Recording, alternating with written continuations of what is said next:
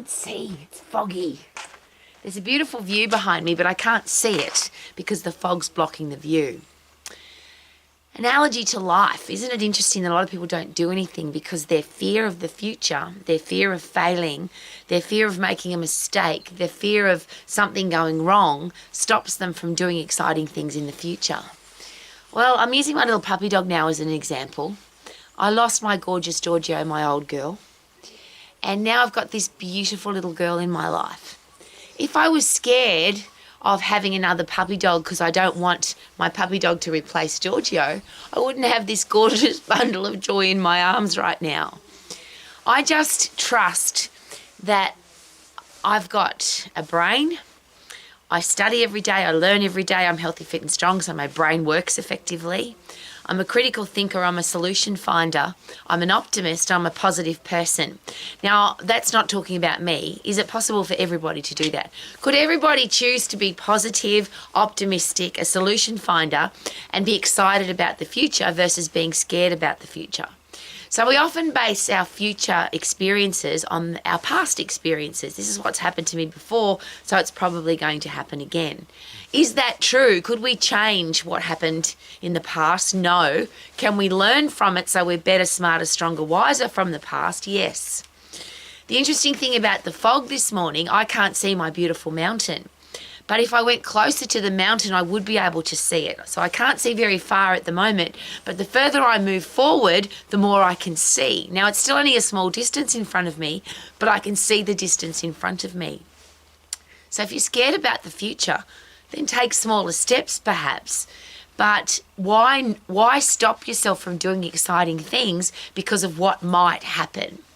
So I always use this example when it comes to stress management, when it comes to planning for the future. And I do this with my husband. We only just did it this morning. We do it on a regular basis. What's our best case scenario for our life? What's our worst case scenario? If everything went to shit, what would actually happen? And then the beautiful thing about that, when you have a look at what's the worst thing that could happen, the next step is to accept the worst case scenario. Accept that that could happen. Then, of course, you plan for that. So you put things into place. And I always use the example, I don't want to have a car accident, but I have car insurance just in case I do. I don't want my house to burn down, but I have home and contents insurance just in case something happens. So I accept that something could happen.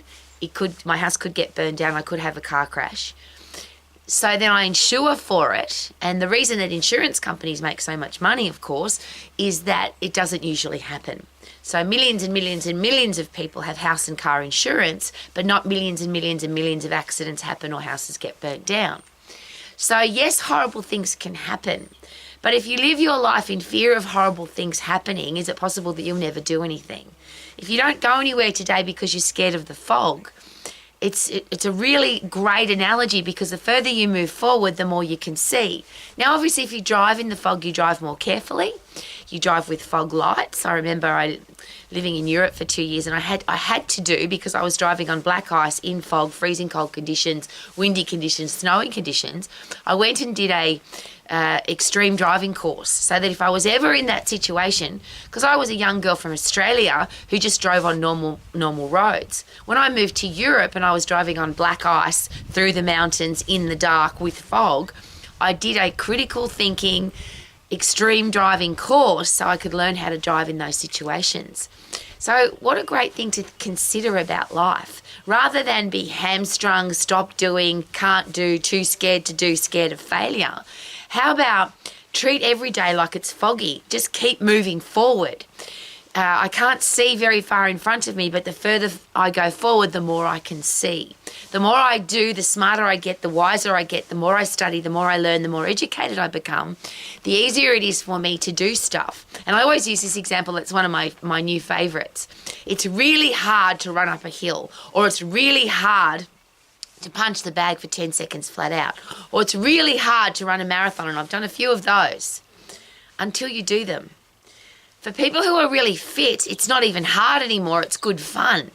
But to go from really hard to really enjoying something, you have to go and do it.